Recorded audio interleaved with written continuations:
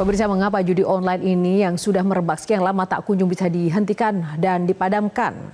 Dan seberapa jauh juga progres dan keseriusan pemerintah untuk memberantas judi online? Mari kita akan lihat data terkini terkait dengan update pemblokiran yang tadi sudah disampaikan oleh Menko Polhukam selaku Ketua Satgas dari judi online ini. Sudah ada beberapa terobosan dan juga capaian yang sudah dilakukan. Nah, dari pemutusan akses atau takedown konten judi online yang sudah dilakukan sejak 17 Juli sampai dengan 21 Mei 2024, ini 17 Juli 2023 ya, tahun lalu, sampai dengan 21 Mei 2024 mencapai 1.904.246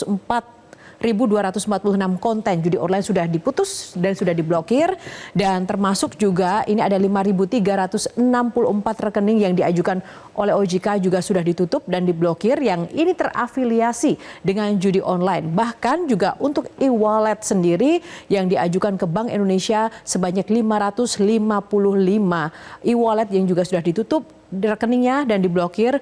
Data ini dari Kominfo yang kami dapatkan dari tanggal 17 Juli 2023 sampai dengan 21 Mei 2024. Dan selanjutnya kita akan lihat juga, selain tadi pemblokiran yang sudah dilakukan, ada juga pemblokiran yang dilakukan secara spesifik terhadap 2 laman situs atau web institusi yang terkait dengan lembaga pemerintahan dan juga lembaga pendidikan. Nah, terkait dengan konten dari lembaga pendidikan sendiri, pemirsa, ini sebanyak 14.823 temuan konten ini sudah diblokir dan 14.216-nya di take down dan 607 sisanya masih dalam proses.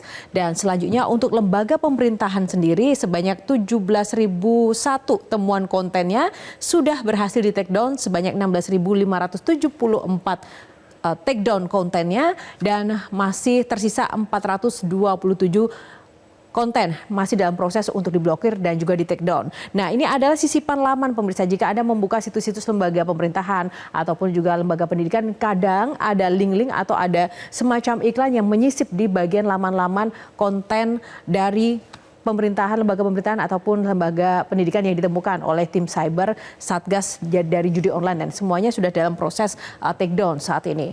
Dan selanjutnya kita akan lihat terkait dengan strategi pengendalian judi online yang tadi juga sudah disampaikan oleh Satgas Judi Online dan juga Kominfo sendiri. Yang terkini sebenarnya penerimaan aduan dari masyarakat dan kementerian lembaga terkait ini menjadi sangat penting.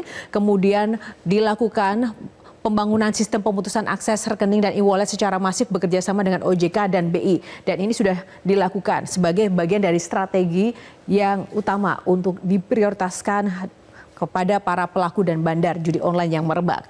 Dan yang kedua, dilakukan juga patroli siber selama 24 jam dalam seminggu non-stop. Jadi sudah ada para petugasnya dan terbagi menjadi 3 shift, pemirsa, terkait dengan patroli siber ini. Dan ini juga didukung dengan pengembangan sistem penelusuran modus dan pola operasi judi online yang semakin meningkat dan juga berinovasi seperti itu. Semakin ada aturan, semakin saja para bandar dan juga para pelaku ini menemukan celah-celah cara untuk kemudian mendobrak aturan itu.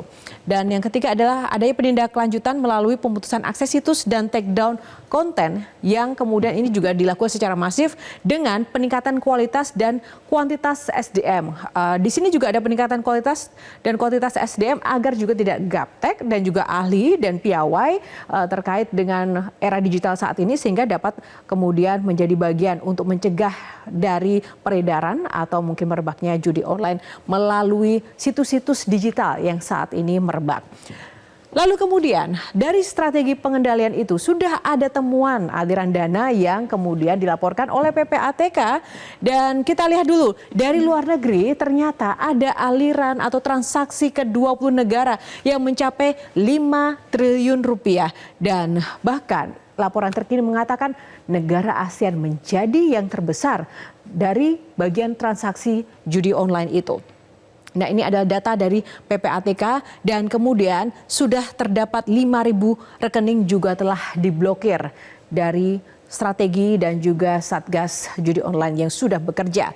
Nah, dari dalam negeri, pemirsa, dari dalam negeri, total nilai transaksi judi beberapa tahun terakhir sampai dengan Maret 2024 nilainya sangat fantastis, 600 triliun rupiah, bahkan ini lebih besar ya dari dana anggaran IKN pemirsa, dan ini sangat ironis sekali jika dilihat bahkan untuk kuartal pertama di tahun 2024 saja dari bulan Januari sampai dengan Maret sudah 100 triliun. Dan kenapa judi online ini sangat merebak? Tentu saja akses yang lebih luas, era digital yang kemudian banyak sekali inovasi-inovasi situs web dan juga permainan ini kemudian memungkinkan modus-modus ini pun berkembang. Bahkan yang pertama, modus yang ditekankan oleh Menko Polhukam yang sebenarnya saat ini sangat berbahaya adalah yang pertama, jual beli rekening ke desa-desa. Bahkan para pelaku dan bandar ini sudah masuk ke desa-desa, di pelosok mayoritas adalah di wilayah Jawa ya. Ternyata menjadi wilayah yang banyak sekali terakses transaksi judi online-nya. Dan di situ para pelaku masuk ke desa-desa mendekati warga yang tidak tahu apa-apa atau tidak begitu memahami terkait dengan judi online, kemudian diambil datanya melalui kartu keluarga, KTP, kemudian dibuatkan rekening online. Dari rekening yang dikumpulkan oleh para pelaku itu kemudian disetorkan ke pengepul dan ke bandar, dan oleh mereka kemudian dipakai sebagai rekening untuk transaksi judi online. Padahal di satu sisi warga tidak mengetahui, mereka hanya menyampaikan bahwa dan mengetahui bahwa mereka memiliki rekening online. Dan bagi Anda yang memiliki keluarga di daerah, mungkin perlu disampaikan pemirsa untuk tetap waspada membuka rekening, jangan mudah percaya dengan pihak-pihak yang tidak bertanggung jawab, atau mungkin langsung saja datang ke banknya secara resmi, begitu ya, agar lebih aman. Game online, pemirsa, kita boleh kembali ke slide yang sebelumnya terlebih dahulu. Game online, tidak semua game online ini berbau judi online, tidak. Tapi dari game online ini juga banyak kemudian sisipan-sisipan untuk modus judi online, baik dari game judi olahraga ataupun judi permainan-permainan yang kadang itu muncul dengan jackpot atau bonus-bonus yang membuat kita ingin tertantang untuk klik dan juga bermain di situ. Dan ini hati-hati bagi para penggemar game online, hati-hati yang Anda klik bisa saja itu membuat Anda terjerumus, terjebak dalam adiktif begitu ya, candu judi online. Dan cryptocurrency, kenapa cryptocurrency ini juga masih menjadi modus untuk para pemain besar, tapi tidak untuk kelas menengah ke bawah, karena dirasa sangat rumit ini proses untuk memainkannya dan semuanya akan bisa terakses secara sistem begitu. Nah, yang paling saat ini marak dan memiliki tingkat penggunaan yang sangat besar adalah deposit pulsa operator seluler. Jadi agar tidak terdeteksi, mereka, para pelaku judi online, kemudian mengisi atau men-top up pulsa handphone mereka di minimarket atau mungkin melalui bank online transfer begitu untuk top up pulsa. Dari pulsa tersebut kemudian digunakan untuk membuat akses transaksi judi online. Dan tentu saja ini kenapa marak, karena tidak mudah terdeteksi dan tidak mudah terlacak. Sehingga Minfo sendiri, Budi Ari Setiadi, mengatakan bahwa ia sudah menghubungi beberapa operator seluler untuk juga bekerja sama mendeteksi modus-modus seperti ini. Selanjutnya kita melihat seberapa besar pengguna judi online yang tadi sudah disampaikan, ada sekitar 3,2 juta ini pemainnya, pelakunya begitu. Dan dari jumlah tersebut kita akan lihat ini sangat miris sekali. 2% atau 80.000 adalah usia di bawah 10 tahun. Anak 10 di bawah 10 tahun ini sudah mengenal judi online. Mungkin bagi mereka tidak mendapatkan edukasi atau menganggap bahwa ini sekedar permainan biasa. Tapi ketika sudah melibatkan uang, orang tua atau orang-orang dewasa di sekitarnya harus segera mengingatkan dan juga waspada. Dan kemudian 11%-nya atau 440.000 adalah usia di antara 10 sampai 20 tahun. Ini artinya juga masih dalam fase anak-anak sekolah ya. Dan 13% atau 520.000 adalah usia di antara 21 sampai 30 tahun. Begitu anak-anak usia sekolah sampai dengan pekerja pemula, Gen Z, begitu. 40% atau 1.640.000 juta adalah usia di antara 30 sampai dengan 50. Biasanya ini sudah masuk ke ranah-ranah judi online yang kemudian melibatkan jumlah uang yang cukup besar.